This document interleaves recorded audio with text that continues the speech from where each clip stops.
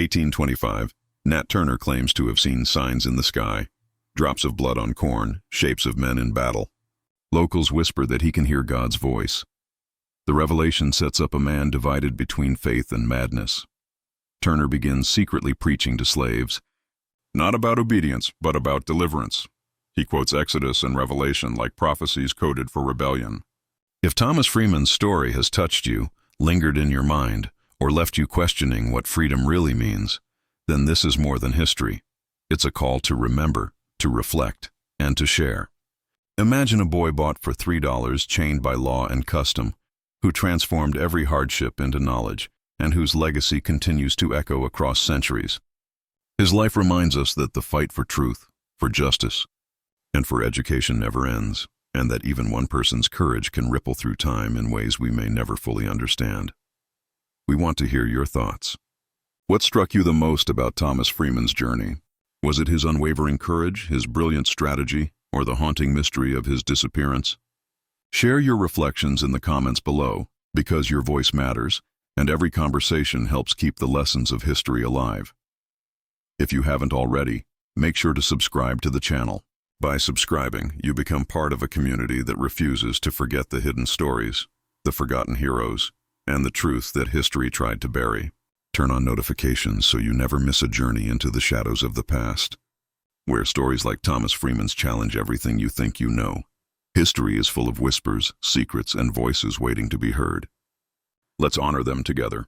Comment, subscribe, and join us in uncovering the untold stories that shape who we are today. Because if the truth can vanish for 200 years, what else is still buried, waiting for us to find it? They said he was born marked, a birth sign across his chest that no midwife could explain. Some called it a curse. Others said it was scripture carved into flesh. In Southampton County, Virginia, 1800, those whispers followed a boy named Nat Turner like smoke follows fire. His eyes stayed too long on the horizon, they said. His silence was heavier than most men's words.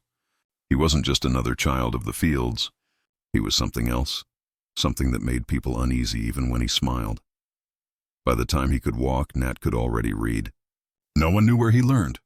His enslaver swore he hadn't taught him, and yet the boy would stare into the pages of a Bible as if decoding a secret meant only for him.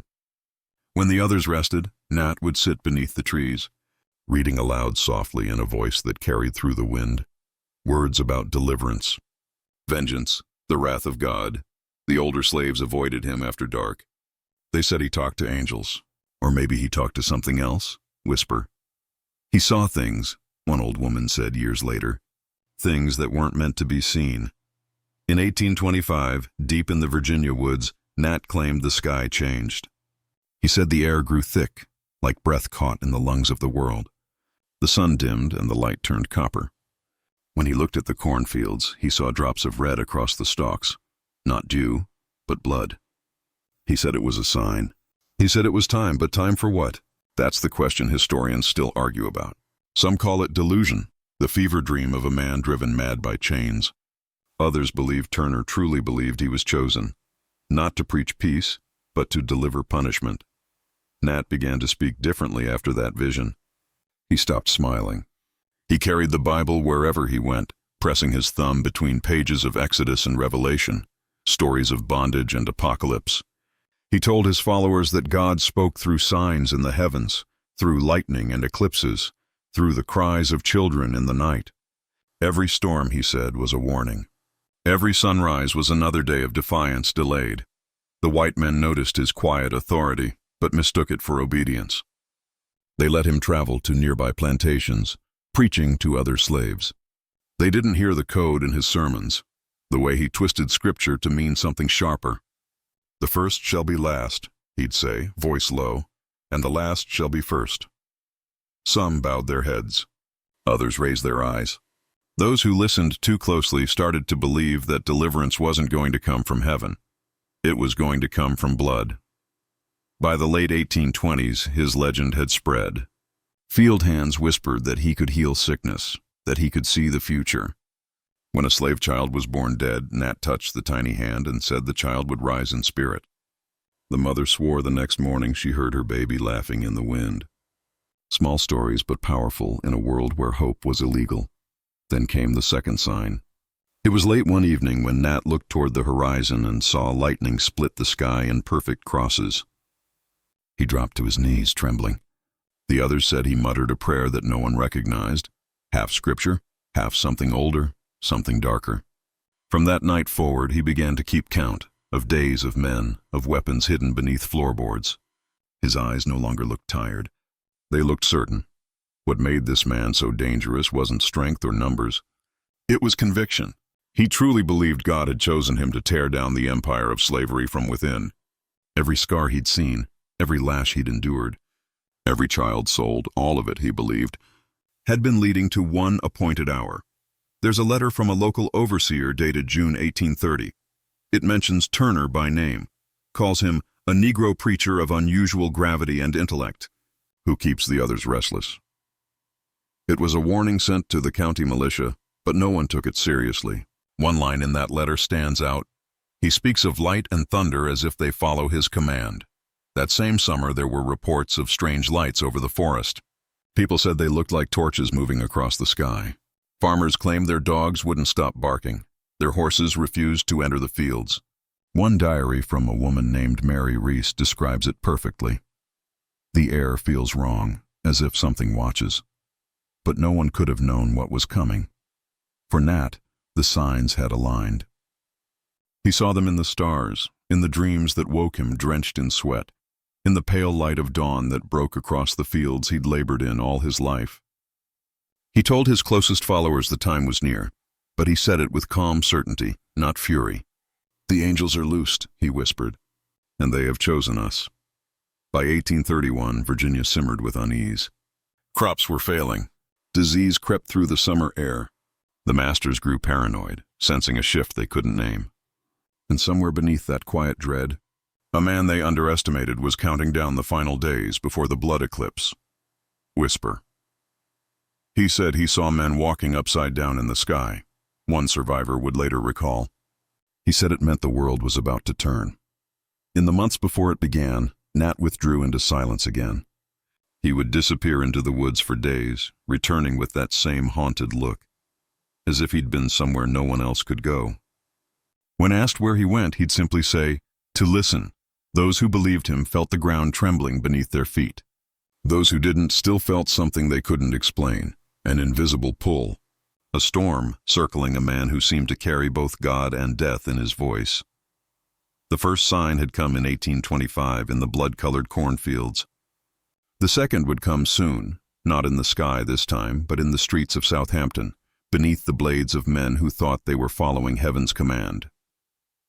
When Nat Turner began preaching, people came from miles away. Slaves, field hands, maids, children, anyone who could slip away from the watchful eyes of the overseers. The gatherings were small at first, hidden in the shadows of barns or the cover of trees, the smell of earth thick beneath the night air. They called it worship, but what grew there was something more dangerous than prayer. Nat spoke softly, but his words carried a weight that made men tremble. He didn't talk like the white preachers who read from the same verses about obedience, submission, and heavenly reward. His voice bent those scriptures back toward their roots, reshaping them into something alive, something that promised liberation, not patience. He opened the Bible as if revealing a weapon. The leather cracked under his thumb. Pages yellowed from sweat and years of secret use. When he spoke the words, "Let my people go," it wasn't a plea. It was a command. The others listened in silence, the only sound the rhythm of their own hearts. Nat's sermons felt like storms, quiet at first, then swelling with thunder you couldn't ignore. They called him the prophet, half in reverence, half in fear. It was said that when Nat preached, even the air seemed to hold its breath. He told them that every verse in the Bible was a code. Pharaoh wasn't a man, it was the South itself. Egypt wasn't a kingdom, it was the plantation. And the promised land wasn't some distant heaven. It was freedom on earth, waiting for them to seize it with their own hands. He said God didn't just speak through miracles. He spoke through men willing to act. There's a testimony recorded years later from a woman named Rachel, who said she heard Nat preach under the willow trees one night. Her account trembles with both awe and terror. He looked straight into the dark when he spoke, as if he saw something the rest of us couldn't. He said the Lord was tired of waiting. He said the fields were crying. The people didn't cheer. They didn't dare. They simply nodded, eyes wide, understanding what he meant without needing to say the word rebellion. For in those nights, wrapped in heat and fear, Nat Turner was building something sacred, a faith shaped like a blade. He used verses they all knew, the book of Exodus, the story of deliverance from bondage. But when he spoke of Moses, it felt less like a tale from centuries ago and more like a command whispered across time. He said, "Moses struck the oppressor and led his people out. Tell me, what stops you from doing the same?" His tone was calm, but his eyes burned. The others felt it, the mixture of holiness and danger. For the first time, they saw that the same book used to justify their captivity could also justify their revolt. Nat Turner was rewriting the spiritual language of the South. He was teaching people who had been told they were powerless to see themselves as instruments of divine justice, and yet, in the daylight, Nat still appeared humble, soft-spoken, obedient, the kind of slave every master trusted. He fixed tools, read scripture aloud for the mistress of the house, and bowed his head when spoken to. It was a mask, carefully crafted. He knew that survival required silence. He'd learned to move between worlds, the world of the oppressed and the world of the oppressor, without revealing which one truly claimed him. But every night the mask slipped. Each sermon grew more urgent.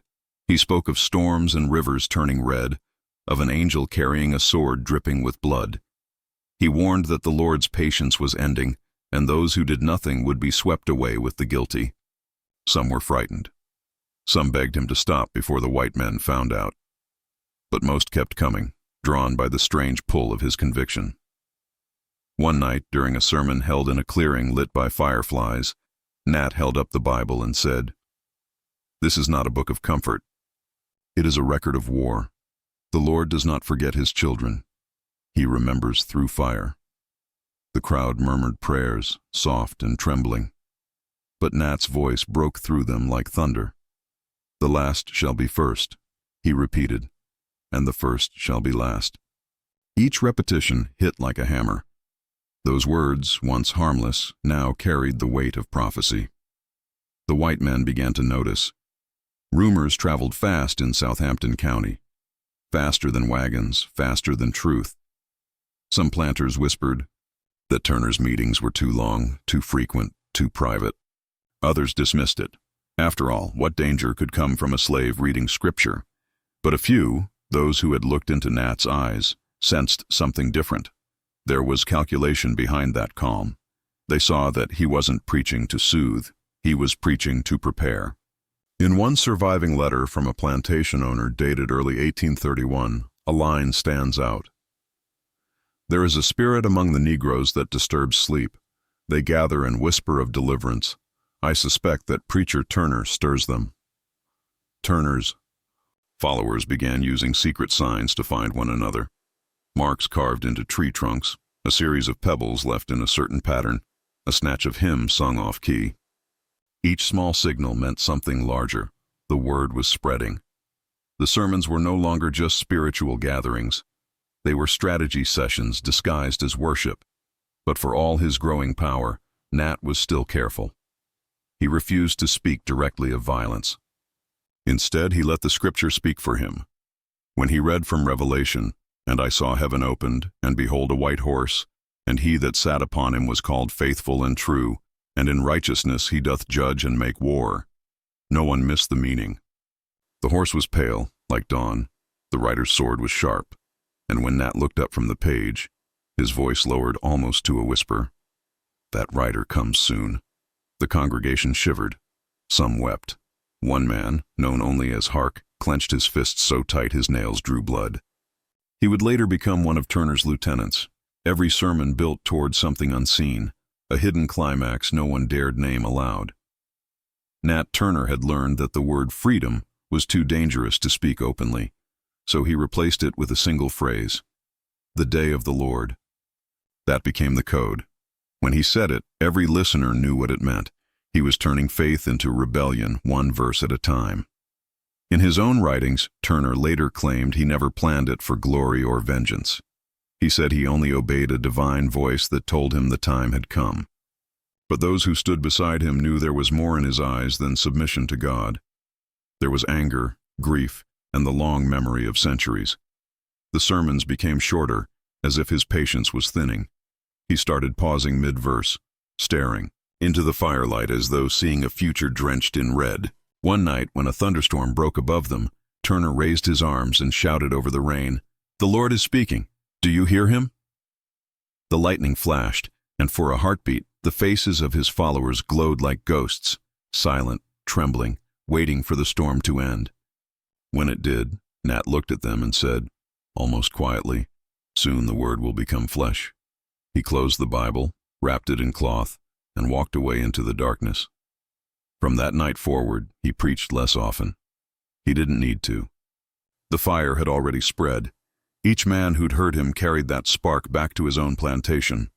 And the whispers began again, of signs in the sky, of angels unsheathing their swords, of a reckoning that would start not in heaven, but right there in Southampton. February 1831. The air in Southampton County felt strange, too still, too heavy. The winter had been short, and the soil stayed damp long after the rains ended. Nat Turner watched the skies more than he watched the fields. He said the signs were coming faster now, like pages turning in a book written by someone unseen. The others didn't always understand, but they trusted him. He had spoken of signs before, the blood in the corn, the visions in his dreams, and now, once again, the heavens were changing. On the afternoon of February 12th, the light dimmed. Workers in the field stopped and looked up. The sun had turned to a dull, rusted disk. Shadows lengthened unnaturally across the ground. The sky was bleeding, one man later said. It wasn't the first eclipse Virginia had seen, but for Turner, it was the final confirmation. He had been waiting for a signal that could not be doubted, and this was it. The moon devoured the sun, leaving only a burning edge, like a blade's reflection. He whispered to the men nearest him, "Do you see? The Lord has set his seal." When the light returned, something in him had changed. Those who knew him said he no longer spoke in riddles. He was calm, deliberate, as if every hour of his life had finally met its purpose. He told his followers that the time to prepare had ended. The time to act had begun. For months he gathered them quietly. They met in barns, under trees, and in the dark corners of kitchens after the masters had gone to bed. He named a few trusted men, Hark, Sam, Henry, and Will, each chosen for a reason. Hark for his strength, Sam for his steadiness, Henry for his cunning, Will for his fire. He told them the plan would come not from rage but from revelation. This was not revenge, he said. It was prophecy fulfilled.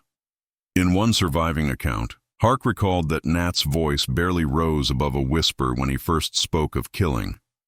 He said it like a prayer. "The Lord has shown me," he murmured. "It must begin at my master's house." There was silence.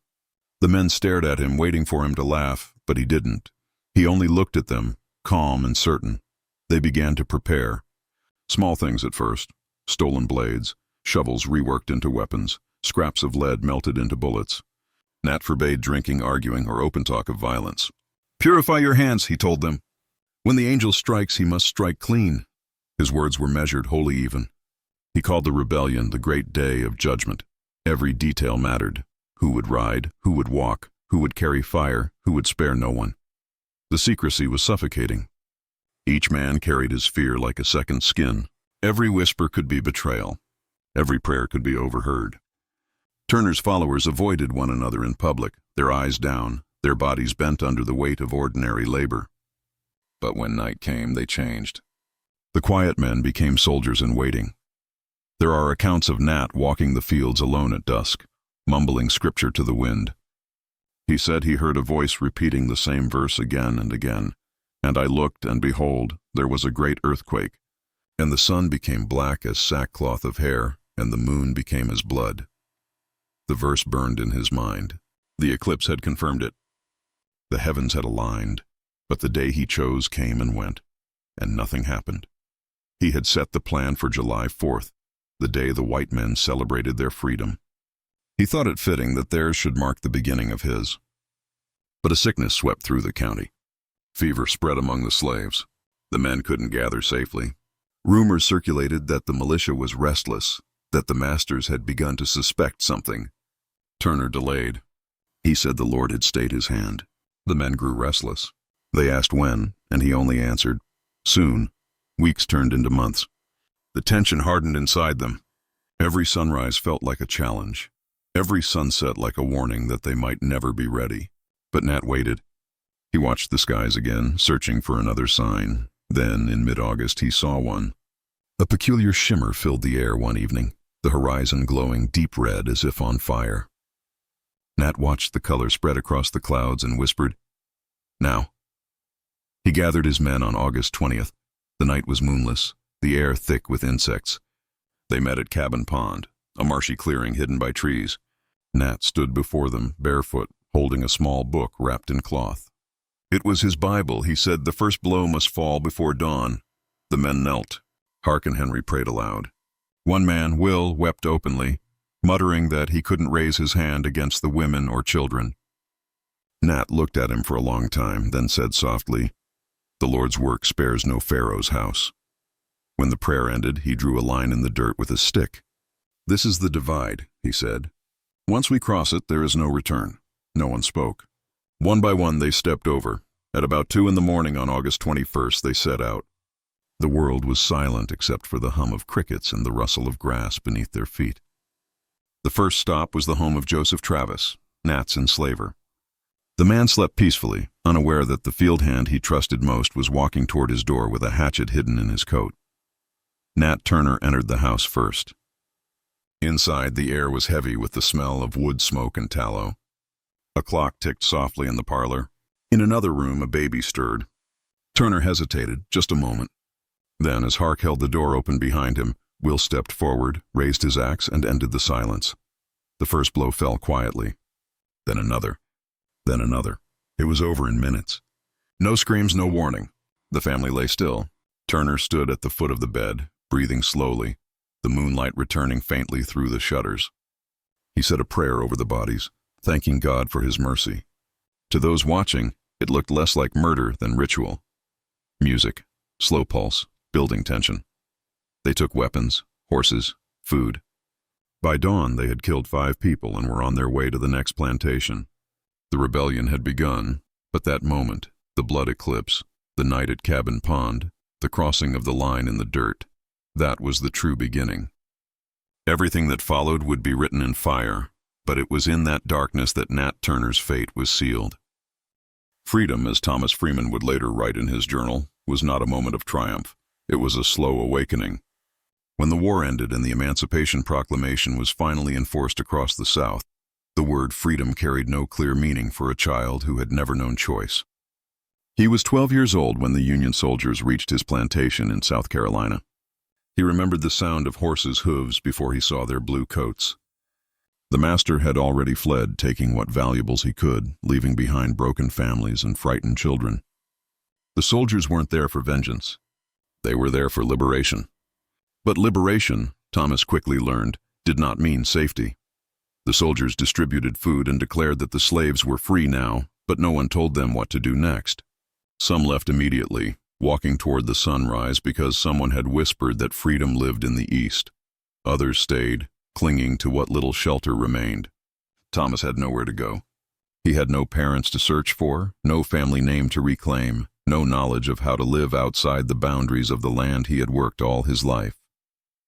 The soldiers told him to find the Freedmen's Bureau. They said it could help people like him start new lives. So he followed the Union encampment as it moved north, carrying nothing but a ragged shirt and a piece of rope he used as a belt. Along the way, Thomas saw things that stayed with him forever. He saw mothers crying over their lost children, men begging soldiers for work, and others already captured again by opportunists who disguised themselves as employers, but treated freed slaves like property under new names. The promise of freedom was poisoned by hunger and deceit. In the camps, Thomas cleaned boots for food scraps and listened carefully when soldiers talked about schools opening for freed children. That word, school, was another mystery to him. He had once seen the master's son reading a book by candlelight, his lips moving silently as if speaking to the page. It seemed a kind of magic, something that gave a man power even greater than the whip. One cold morning, as the Union forces moved out, a soldier named Captain Henry Collins noticed Thomas following their horses again. He asked the boy where he was going, and Thomas answered truthfully, "Wherever you go." The captain, a teacher before the war, saw something in the boy's eyes, a defiance that hadn't been broken. He arranged to send Thomas to a nearby freedmen's camp, where northern missionaries were setting up a small school under the Bureau's protection. It was nothing more than a wooden shack with chalkboards made from painted planks, but to Thomas it was a temple. The first day he sat in that classroom, holding a stub of charcoal and trying to copy the letter A, he felt something awaken inside him that no master had ever owned. Learning, however, was not easy. Many white Southerners despised the sight of freed children being taught. Some burned schools to the ground, others threatened teachers. Twice the camp had to move after attacks. Thomas often woke to the sound of gunfire in the distance. Yet every day he returned to his lessons, tracing letters in the dirt when no paper was available. His teacher, Miss Clara Bennett, was a woman from Boston who believed that literacy was the true key to freedom. "If you can read," she told him, "no man can ever lie to you again." Those words became the foundation of his life. By the time he turned 15, Thomas could read newspapers and write short essays. He wrote about the war, about the people still living as slaves in all but name, about his dreams of one day teaching others. But even as he gained knowledge, the world around him remained cruel. Reconstruction was collapsing. White militias, calling themselves redeemers, terrorized freedmen who dared to rise above their former station. The Bureau's funding dwindled. One night, his school was burned to the ground while the children slept nearby. Miss Bennett was beaten and forced to flee north. Thomas watched the flames devour everything that had given his life direction. For the second time, he found himself without a home. He decided to leave South Carolina altogether. With a small group of freedmen, he began walking north, sleeping in barns and earning food by chopping wood or mending fences. Somewhere in Virginia, they were stopped by a local sheriff who demanded to see freedom papers. When Thomas produced his bureau letter, the sheriff laughed and tore it in half.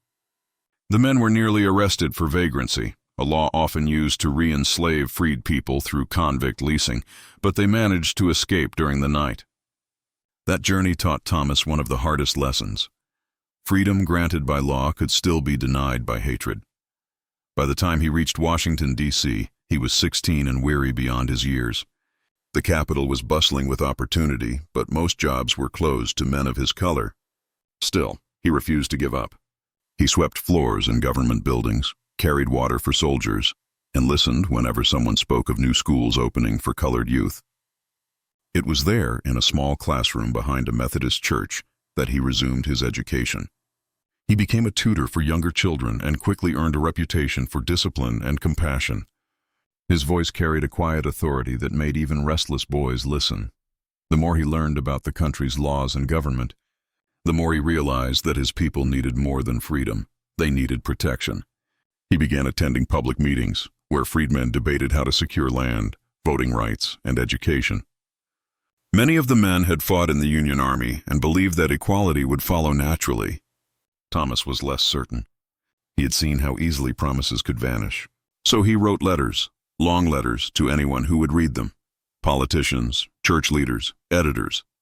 He wrote of the children who still picked cotton for pennies, of women who worked as maids but were paid in leftovers, of schools burned before they could open. He wrote not as a victim but as a witness. When a northern newspaper printed one of his letters in 1870, titled "The Freed Child's Question," his life began to change. The letter asked a simple, haunting question: "If I am free, why must I still beg to learn?" That line was quoted in speeches and sermons across the North. Donations began arriving for the small church school in Washington, enough to build a proper classroom. Thomas, at only 18, became its first full-time teacher. He taught reading, writing, and history, the kind of history that had been denied to him. He told his students that freedom was not a gift but a skill, something they must practice every day through knowledge and courage. Sometimes when he walked home after class, he would pass the Capitol building, glowing under the setting sun, and think about the irony that the nation built on liberty had nearly destroyed itself to understand what liberty meant. He never stopped believing that the smallest act of learning was an act of rebellion. Every child he taught was proof that his $3 life had value beyond price. And though many still called him boy or refused to meet his gaze, Thomas Freeman knew something they didn't. That the world had already changed because he had changed, and that was enough to begin. The years that followed tested Thomas Freeman in ways even slavery hadn't. The promise of Reconstruction, that fragile experiment in racial equality, began to crumble under the weight of politics and prejudice. Federal troops withdrew from the South, and white supremacy crept back like a disease that had only been sleeping. Freedmen's schools were defunded, black politicians were silenced, and the same men who once wore gray uniforms now wore hoods. The air grew colder, not from weather, but from fear. Still, Thomas refused to let despair claim him. He was a man built from survival, a boy who had been bought for $3 and yet managed to buy back his own soul with knowledge. He had turned literacy into liberation, but the world around him demanded more. It was no longer enough to survive. One had to resist. By 1873, Thomas had become known as a powerful teacher and orator. He lectured in small churches, meeting halls, and schoolhouses about the necessity of education and civic duty. He spoke with a measured calm that made even skeptics listen. He didn't shout or curse his former oppressors. He dismantled them with reason. His speeches were transcribed in local papers under headlines like "A Freedman's Vision for the Nation." He argued that true freedom could not exist while ignorance persisted. "A mind that cannot question," he once said, "is a chain that binds itself." Those words reached far beyond the black community. They unsettled white elites who feared the rise of a generation that could think for itself. Threats began arriving. Letters stuffed under his door warning him to stop teaching lies or leave before nightfall. His school was vandalized twice. One morning, he found the charred remains of a wooden cross outside the building. The children were terrified, but Thomas told them not to be afraid. "They burn crosses because they cannot burn truth," he said softly, sweeping away the ashes. Yet deep down, he knew how dangerous his work had become. He had seen other teachers disappear. He had buried one who was found in a creek with stones tied to her feet. Fear became a constant companion, but it never dictated his choices. One night, while returning home through the dark streets of Washington, he was attacked by 3 men. They called him boy as they beat him, mocking his fancy words and telling him to remember his place. When he awoke in the gutter, bleeding and barely conscious, something inside him hardened. He realized that his voice alone would not change the system. It needed to be written into law. Education could light a fire, but without rights to protect it, that flame would always risk being snuffed out. That realization drove him to study law. At age 25, Thomas enrolled in Howard University's law program, the same institution that had been founded to train freed slaves into professionals. He worked nights as a janitor and studied by candlelight. The white professors underestimated him at first, assuming he'd drop out within weeks. But Thomas had spent his entire life defying assumptions. He devoured books on constitutional law, citizenship, and the new amendments that promised equality but delivered little. He began drafting essays on the contradictions of Reconstruction, how freedom could exist in writing yet vanish in practice. His classmates started calling him the Witness because he spoke as someone who had seen the promises of America from its lowest level. In 1877, the same year Reconstruction officially ended, Thomas graduated. The newspapers that once printed his letters now printed his name under the title Attorney Freeman. His first clients were freed families cheated by white landlords, sharecroppers whose labor contracts kept them in perpetual debt. He argued cases before biased judges, often losing, but his persistence began to change things. His courtroom speeches were unlike anything the South had heard, a blend of moral conviction and intellectual precision. "If the law can remember property," he once thundered, "then it must also remember people." But progress came at a heavy cost. Each victory invited retaliation. His small home was set on fire in 1880. He rebuilt it. His closest friend, another freed lawyer, was lynched in Georgia after defending a black farmer. Thomas attended the funeral in silence, his face expressionless, but inside, his faith in America cracked. He began to question whether the dream of equality was achievable through laws written by the same hands that once wrote slave codes. That crisis of faith drove him toward activism. He joined the National Negro Convention movement, where he met other thinkers, journalists, and ministers, trying to push for national civil rights legislation. He traveled from city to city, giving speeches that mixed pain with purpose. His words resonated deeply because they were rooted in personal truth. He spoke of the field where he was born, the $3 that bought his life, the school that burned, and the teacher who told him knowledge could not be destroyed. Each story became a weapon, sharper than any blade. In the North, he was celebrated as a symbol of perseverance. In the South, he was marked as an agitator. He never stopped moving, knowing that standing still made him a target. He wrote pamphlets calling for black teachers to be protected under federal law, for education to be treated not as charity, but as citizenship. By the 1890s, the nation had changed again. The Industrial Revolution was reshaping cities, and Jim Crow laws were rising from the ashes of Reconstruction. Thomas was now a seasoned man in his 40s, his hair streaked with gray, his eyes still sharp but tired. He saw the Supreme Court declare segregation legal in Plessy versus Ferguson and felt the same cold weight in his chest that he had felt as a boy watching his first school burn. He began to wonder if progress was nothing more than a circle, a cruel repetition disguised as advancement. Yet even as history seemed to turn backward, he continued teaching, writing, and mentoring young activists who would carry the fight into the new century. In 1896, Thomas established a small newspaper called the Freeman's Record.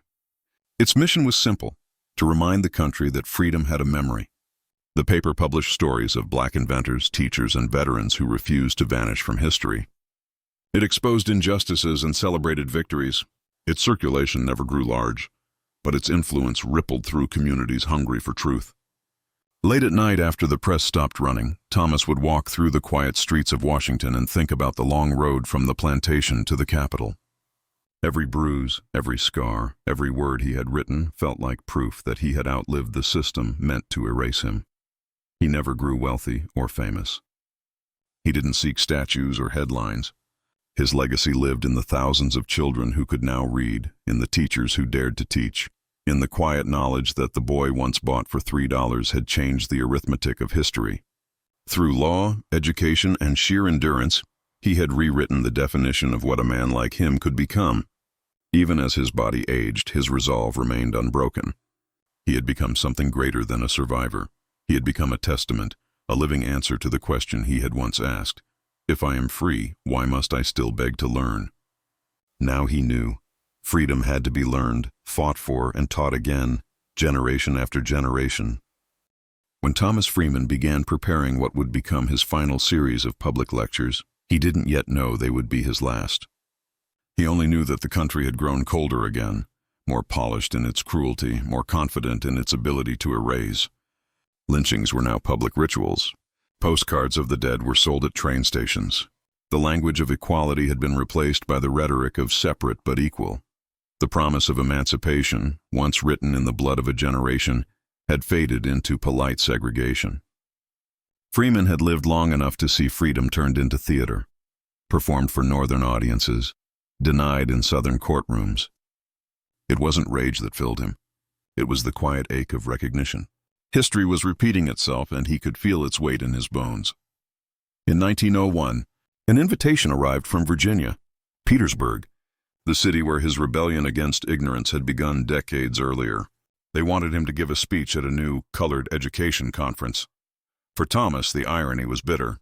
Petersburg was where he had been whipped for learning his letters, where the first teacher he loved had been beaten for teaching them. Yet something in the invitation pulled at him, like unfinished business. He was in his mid-60s then, his health failing, but his voice still strong. He accepted. On the train south, as the fields rolled by, he thought of his mother's hands, the sound of the whip, the smell of tobacco and dirt after rain. Time had changed everything and nothing. When he stepped off the train in Virginia, he was met by a crowd of young teachers, men and women who had never known slavery but bore its shadow. They treated him as a legend. Some had memorized his speeches, others carried copies of the Freeman's Record. But beneath their excitement, Thomas sensed their fear, the same fear he had once carried, the fear of what it costs to speak truth in a land that punishes memory. He spent the next day walking through Petersburg, tracing the ghosts of his youth. The streets were paved now, the old slave quarters long gone, replaced by warehouses and factories. But the air still felt heavy with silence, as if the earth remembered what men preferred to forget. That evening, he stood before a packed church, its wooden pews filled with teachers, preachers, and sharecroppers. Candles flickered against the stained glass. The atmosphere was reverent, expectant. When Thomas began to speak, the room fell into a hush that felt like prayer. He didn't read from notes. His words came slowly, as if drawn from some deeper current of time. He told them that history was not written in ink, but in endurance. That freedom wasn't a gift, but a discipline. That every generation would be asked to pay for the same promise in new currency. They will try to make you forget, he said, his voice trembling. Because forgetting is the easiest form of control. Halfway through his speech, the door at the back of the church opened. A group of white men entered, local officials, their badges glinting in the candlelight. The audience tensed. Thomas didn't stop speaking. He told the crowd that knowledge was a kind of rebellion, that every lesson taught was an act of defiance. His eyes met those of the men in the doorway, and he continued, unflinching. It was the same look he had given overseers, judges, and mobs his entire life, a lifetime of defiance refined into calm. When he finished, the crowd erupted, not in applause, but in a strange, reverent silence. Then one man began to sing, softly at first, then louder. The song spread through the room like fire. We shall overcome. After the speech, as the audience dispersed into the night, one of the white officials approached him. The man smiled too politely and told Thomas that his words were stirring, but perhaps better suited for northern audiences. The tone was cordial. The threat was not. Thomas thanked him, tipped his hat, and walked back to his hotel. The next morning, when the young teachers came to see him off, he was gone. The bed was neatly made, his belongings packed. But Thomas Freeman had vanished. For weeks, rumors spread. Some said he had boarded a train to Washington and died along the way. Others claimed he was taken by night riders, buried in an unmarked field. A few whispered that he had escaped to the north once again, living under a new name, too weary to keep fighting. No body was ever found. No death certificate was filed. Only his satchel remained, discovered months later in the basement of the Petersburg church. Inside were a few coins, a worn Bible, and a handwritten manuscript titled The Law of Memory. The document contained fragments of lectures, reflections, and letters never published. But something strange stood out. Entire paragraphs written in cipher, a code of numbers and letters no one could decipher. Decades later, a historian studying Reconstruction stumbled upon the manuscript in an archive box mislabeled Anonymous Papers. She recognized the signature instantly. Thomas Freeman's handwriting had a particular flourish, a crossbar on the T that looked like a blade. When she compared the coded sections with his earlier writings, she discovered a pattern. The numbers corresponded to page numbers in the Freeman's record. When decoded, they revealed something startling. Names, dates, and bank ledgers linking local officials and northern investors to the sale of seized black land during the end of Reconstruction. Freeman had been gathering proof of a vast conspiracy to economically re-enslave freedmen through debt and foreclosure. The revelation reframed everything. Freeman's disappearance no longer seemed accidental. His final journey to Virginia wasn't a farewell. It was a confrontation. He hadn't just been speaking about education. He had been preparing to expose the machinery of exploitation that replaced slavery with sharecropping. The same men who attended his speech that night were the ones profiting from it. His final act had been an attempt to unmask the quiet theft of black freedom that followed emancipation. But no one ever published his findings. The manuscript was quietly shelved, the cipher misunderstood, the man reduced to a footnote. History, as it so often does, buried the evidence under the comfort of forgetting. Only fragments of his story survived, in sermons, in songs, in the oral histories of families who remembered a teacher who had vanished after warning them to guard the truth like breath. Yet the coded manuscript lingered, waiting. In the 1960s, during the Civil Rights Movement, a copy of the Law of Memory resurfaced. Activists passed it around like a relic, quoting lines from it in rallies and classrooms.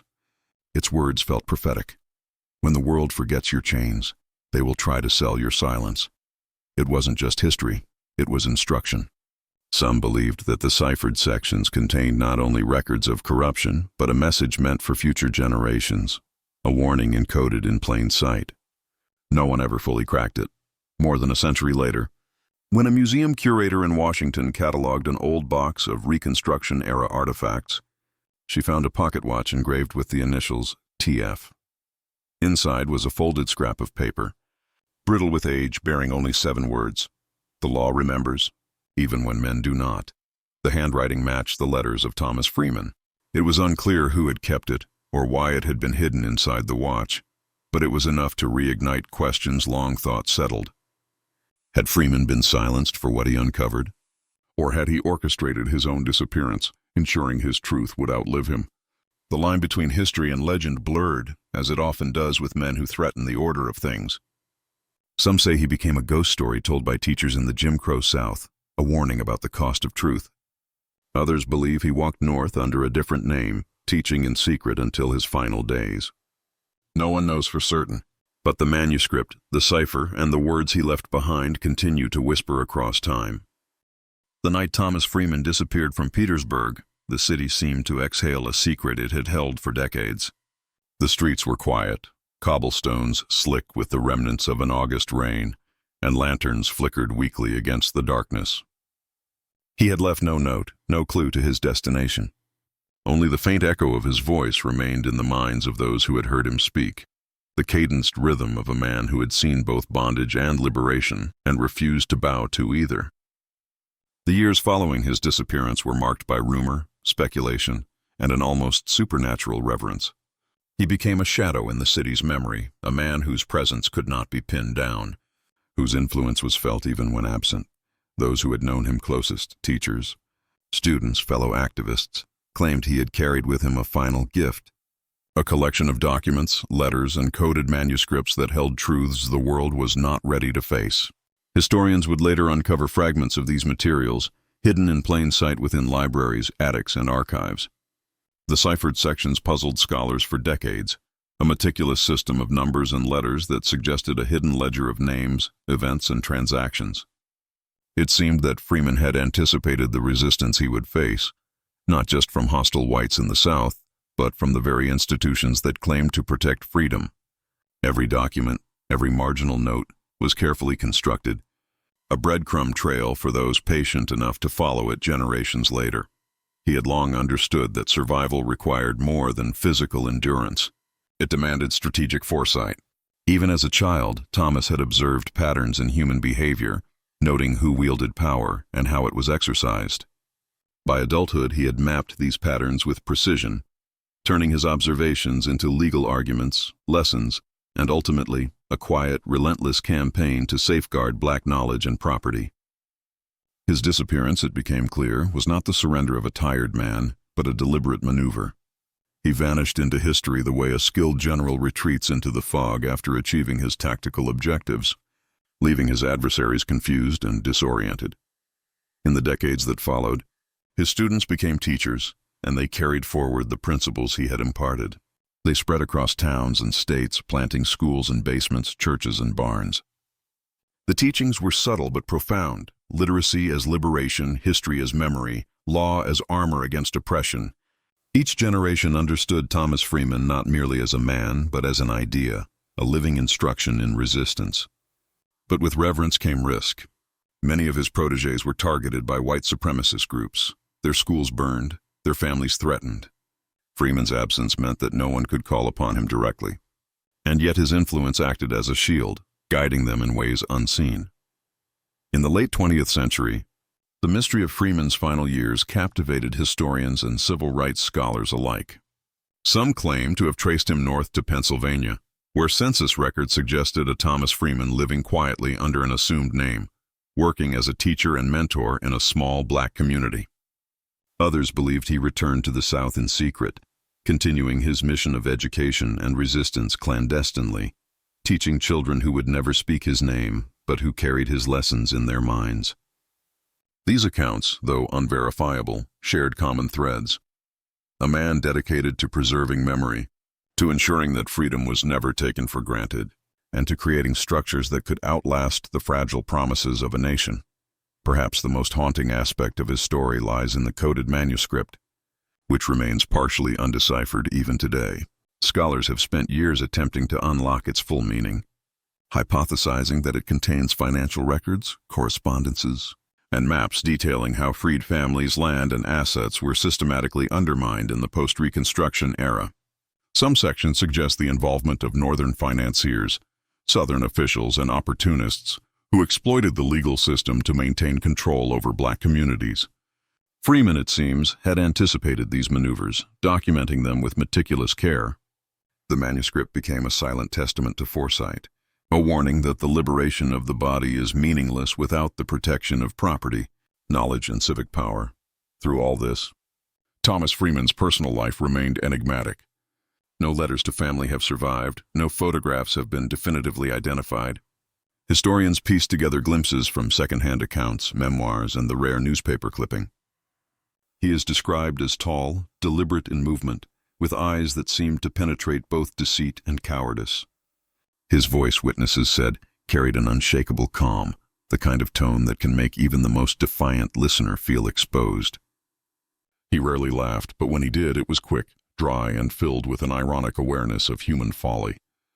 Those who knew him well reported a warmth beneath the austerity, a deep empathy for children, a respect for intellect, and a relentless commitment to justice.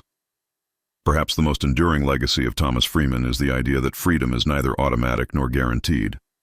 It is cultivated, nurtured, and defended, often at enormous personal cost.